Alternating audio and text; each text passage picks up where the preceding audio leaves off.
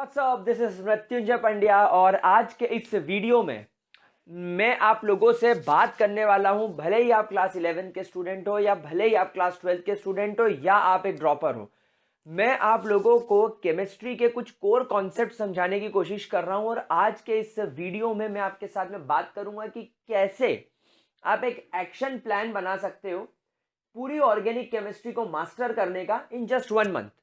अब इस एक महीने का मतलब ये नहीं है कि एक महीने में आप ऑर्गेनिक केमिस्ट्री के बिल्कुल जिसको बोलना चाहिए ऐसे मास्टर बन जाओगे और आपको ऑर्गेनिक केमिस्ट्री के हर एक पॉइंट समझ में आ जाएगा ना।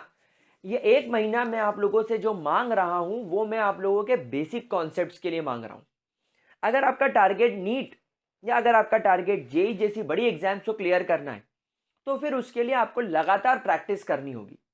लगातार प्रैक्टिस के लिए या तो आपके पास में एक अच्छा टेस्ट सीरीज होना चाहिए या आपके पास में कोई बहुत अच्छी पब्लिकेशंस की बुक्स होनी चाहिए, जो मैं ऑलरेडी जिस पर वीडियोस बना चुका हूं कि यार अगर आप एक जेई और नीट के स्टूडेंट हो तो आपके पास में कौन कौन सी किताबें होनी चाहिए। तो अच्छी किताब, अच्छे पब्लिकेशन की बुक जिससे कि आप प्रैक्टिस कर सकते हो। जितनी प्रैक्टिस करोगे, जितने सैंपल पेपर लगाओगे, वो आपकी प्रिपरेशन स्केल को बढ़ाएगा। सिमिलरली अगर आप एक बोर्ड लेवल का प्रिपरेशन कर रहे हो, अगर आप स्कूल लेवल का प्रिपरेशन कर रहे हो, तब भी आपके पास में एनसीईआरटी किताब जो होती है वो मैं कहता हूं, हमेशा कहता हूं कि मोर देन सफिशिएंट होती है। लेकिन बीइंग अ स्टूडेंट आपको ऐसा लगता है कि एनसीईआरटी एक पतली किताब है, मैं इसकी एक्सरसाइज ना सॉल्व करूं और मैं एक रिफ्रेशर की तरफ भागूं। रिफ्रेशर की तरफ तब भागा जाता है जब आप पूरी एनसीईआरटी को लगा लो। क्या आपने सच में एनसीईआरटी के एक भी क्वेश्चन को सॉल्व किया है या आपने एनसीईआरटी के हर क्वेश्चन को सॉल्व किया है? अगर हाँ, तब आप डिजर्व करते हो एक दूसरी रिफ्रेशर की तरफ जाना। एंड गाइस बिलीव मी, अगर आप किसी और पब्लिकेशन की रिफ्रेशर उठाओगे ना, उसके 150 क्वेश्चन में से 75 क्वेश्चन से लेकर 80 क्वेश्चन आपको एनसीईआरटी के ही मिलेंगे। सो कोई रिफ्रेशर भी कहां से क्वेश्चन लाएगा भाई साहब, वो एनसीईआरटी से ही तो लाएगा। तो आप मेरे पॉइंट को समझ रहे हो? सो अगर आप स्कूल या बोर्ड लेवल का प्रिपरेशन कर रहे हो तो आपको सॉल्व करना है आपका एनसीईआरटी। नाउ ये तो बात हो गई एक जनरल आइडिया की, ऑर्गेनिक केमिस्ट्री को मास्टर कैसे करें। तो जैसा मैंने आपसे बोला कि आपको एक महीने का टाइम देना है इस ऑर्गेनिक केमिस्ट्री को बेसिक कॉन्सेप्ट्स बनाने के लिए। इस एक महीने के बाद जब आप क्वेश्चंस लगाने बैठोगे तो आप क्वेश्चंस को अपने फिंगर टिप्स पर ला सकते हो इस एक महीने के बाद। तो करना क्या है, मैं हाल फिलहाल में अपने कुछ ऐसे स्टूडेंट्स से कॉन्वर्सेशन में था, क्योंकि अभी न्यू ईयर था, काफ़ी सारे बच्चों के मेरे पास में कॉल आए। And most of are students जो अभी किसी ना किसी मेडिकल कॉलेज में बैठे हैं, उनसे सी बात चली कि सर ऑर्गेनिक केमिस्ट्री का एक अलग ही फोबिया होता था। तो मैंने बोला यार तुमको सीरियसली उस समय क्या फील होता था कि तुमको ऑर्गेनिक केमिस्ट्री का फोबिया क्यों था? तो वो बोलते थे कि सर जब कभी भी हम लोग पढ़ाई करने बैठते थे, जैसे मान लो आप एक 12th के स्टूडेंट हो, जब कभी भी एक 12th का स्टूडेंट पढ़ाई करने बैठता है तो वो क्या सोचता है कि मैं ऑर्गेनिक केमिस्ट्री का जो पहला चैप्टर है क्लास 12th का, हेलो अल्केन और हेलो अरीन, उसको उठाता हूँ और उसको आज ऐसा पढ़ने बैठता हूँ कि पूरा फोड़ दूंगा और अगले एक हफ्ते में मैं हेलो अल्केन हेलो अरीन का हर ऑब्जेक्टिव क्वेश्चन बनाने बैठ जाऊंगा। जब वो पूरा चैप्टर पढ़ लेता है तो उसको कॉन्फिडेंस आ जाता है कि हाँ मैंने सब पढ़ लिया। लेकिन जब वो क्वेश्चन करने बैठता है तो उसकी फिसड्डी हो जाती है, उसकी टाइटाई फिश निकल जाती है। ड्रॉप लेने के बाद उन बच्चों को समझ में आया कि वो गलती कहाँ कर रहे थे। एंड वो यही बोलते कि सर हम लोग आपकी बात अगर तब मान लेते तो शायद ड्रॉप लेने की ज़रूरत नहीं पड़ती।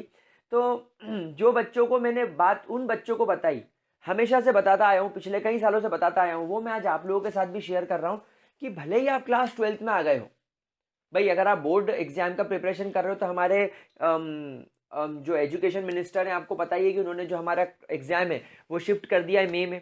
अभी चल रहा है जनवरी, यार 4 महीने का टाइम है। 4 महीने में दुनिया इधर से उधर हो जाती है, लेकिन 4 महीने में आप आपकी ऑर्गेनिक केमिस्ट्री को मास्टर कर सकते हो। अगर आप क्लास 11 के स्टूडेंट हो या अगर आप क्लास 10 के स्टूडेंट हो और अगर आप ये वीडियो देख रहे हो तो आप लोगों को आज ही सचेत हो जाना है, आपको आज ही जाग जाना है ताकि आपके सीनियर्स की तरह आप गलती ना करो। गलती क्या होती है, हम क्लास 11th की ऑर्गेनिक केमिस्ट्री को बेसिक ऑर्गेनिक केमिस्ट्री मान के छोड़ देते हैं। लेकिन जब आप एक घर बनाते हो तो घर के लिए जो फाउंडेशन होता है वही तो मेन होता है भाई। ईंट, दीवार, पत्थर, लाइट, सीमेंट, पुताई, फ्लोरिंग, ये तो सब बकवास की बातें, तो सब बात की बातें होती हैं। अगर तुम्हारे घर का फाउंडेशन ही अच्छा नहीं है तो एक हवा के झोंके में तुम्हारा घर ढह जाएगा। तो वही चीज आप लोग करते हो। आप क्या सोचते हो, आप दिखावे पे जाते हो। आप सोचते हो कि मेरे रूम में ये कलर का पेंट होगा, मैं इस कलर की टाइल्स लगाऊंगा, लेकिन भाई तेरा फाउंडेशन ही वीक है तो 2 मिनट में ढह जाएगा। आप यही चीज अपनी पढ़ाई के साथ करते हो। आप सोचते हो कि 11th की बेसिक है, सर मैडम इंपॉर्टेंट बता दो, स्कूल में एग्जाम पास करना है, कर लेंगे। फिर 12th में आके बोलते हो कि अब मैं ऑर्गेनिक केमिस्ट्री का पहला chapter hello alkane hello Areen पढ़ूंगा, वो पहला चैप्टर है ही नहीं। You have missed the general organic chemistry, आपने जनरल ऑर्गेनिक केमिस्ट्री की तरफ देखा ही नहीं है। और जनरल ऑर्गेनिक केमिस्ट्री को अगर आपने नहीं पढ़ा है तो आप क्लास 12th की केमिस्ट्री सिर्फ सुपरफिशियल तरीके से पढ़ सकते हो। बोर्ड एग्जाम में आप 70 में से 45 या 50 नंबर लाने की शक्ति रख सकते हो, लेकिन उससे ज़्यादा तुमको मार्क्स कभी नहीं आएंगे। क्यों? You have miss the general organic chemistry. तो अगर आप क्लास 12th के स्टूडेंट हो तो मैं आपसे रिक्वेस्ट करूंगा क्लास 11 की जनरल ऑर्गेनिक केमिस्ट्री पढ़ो। पहले 10 दिन निकालो, इस चैप्टर को 10 दिन दो, पहले 10 दिन इस चैप्टर को निकालो और 10 दिन इस चैप्टर को दो, तब तुम्हें समझ में आएगा कि जो जो कॉन्सेप्ट क्लास 12th की किताब में लिखा है उसकी हर एक लाइन तुमको इस चैप्टर से ली गई है। तो इस चैप्टर में करना क्या है? IUPAC nomenclature, class 12th board से लेकर नीट और जेई में एक क्वेश्चन नॉमेनक्लेचर पे हमेशा देखा गया है। तो IUPAC नॉमेनक्लेचर 11 में सिखाया जाता है। Isomerism class 12th hello alkane hello Areen के पहले चैप्टर में आइसोमेरिज्म पे एक बहुत बड़ा टॉपिक है, स्टीरियो आइसोमेरिज्म पे एक बहुत बड़ा टॉपिक है। आइसोमेरिज्म पर सवाल आते हैं। रिएक्शन मैकेनिज्म से पूरी ऑर्गेनिक केमिस्ट्री भरी पड़ी है। जब आप क्लास 12th में जाते हो, चैप्टर नंबर 1 देखते हो, उसमें nucleophilic substitution reaction, elimination reaction, अलग अलग तरीके की रिएक्शन सिखाई हैं। लेकिन उसमें यूज होने वाले टर्म्स, इलेक्ट्रोफाइल, न्यूक्लियोफाइल, रेजोनेंस में यूज होने वाला इंडक्टिव इफेक्ट, क्यों अमाइंस ज्यादा रिएक्टिव होते हैं, हर तरीके के जो सवाल होते हैं ना, वो इस इंडक्टिव इफेक्ट, इस रेजोनेंस, इस इलेक्ट्रोमेरिक इफेक्ट, इस हाइपर कॉन्जुगेशन में छुपे हुए। इसे कौन पढ़ेगा? इसे आपको पढ़ना होगा, इसे आपको देखना होगा। उसके अलावा जैसे कुछ चीज़ें यहाँ पर मैंने लिखी नहीं है लेकिन आपको क्लास 12th में देखने को मिलेगी, जैसे कि आपको सेटजेफ रूल देखने को मिलेगा। तो सेटजेफ रूल भी, और सेटजेफ रूल जैसे हो गया, मार्कोनिकॉफ रूल हो गया, एंटी मार्कोनिकॉफ रूल हो गया, एंटी मार्कोनिकॉफ रूल में पेरोक्साइड का यूज हो गया, HBr का यूज हो गया। ये सारी बातें 11th में सिखाई जाती हैं, लेकिन इन्हें 11th में आप उस नज़रिए से कभी नहीं देखते कि ये हमारे लिए एक इम्पॉर्टेंट चीज़ साबित होगी। आप सोचते हो कि मैं GOC में नॉमेनक्लेचर पढ़ लूँ, मैं आइसोमेरिज्म का क्लासिफिकेशन याद कर लूँ, मैं कुछ रिएक्शंस याद कर लूँ, मैं हाइड्रोकार्बन्स पे जाकर अल्केन अल्कीन अल्काइन की रिएक्शन याद कर लूँ, मैकेनिज्म पर फोकस ना करूँ, खत्म, तो क्लास 12 बर्बाद हो जाती है। इतना करने के बाद ऑर्गेनिक केमिस्ट्री है ही क्या यार? क्या है ऑर्गेनिक केमिस्ट्री? जितनी भी तुम्हारे एनसीईआरटी में नेम रिएक्शन है आपको उतनी करनी है। नेम रिएक्शन मतलब जो किसी साइंटिस्ट के नाम पे हो, जैसे Friedel craft alkylation, Wurtz reaction, Friedel craft acylation, likewise ये कुछ केमिकल रिएक्शंस आपकी होती हैं। मैं बार बार कहता हूं एनसीईआरटी में गिवन 11th और 12th की जो नेम रिएक्शंस है उसको कर लो, नीट जेई तक का काम हो जाएगा, आपको कुछ भी नहीं करना है।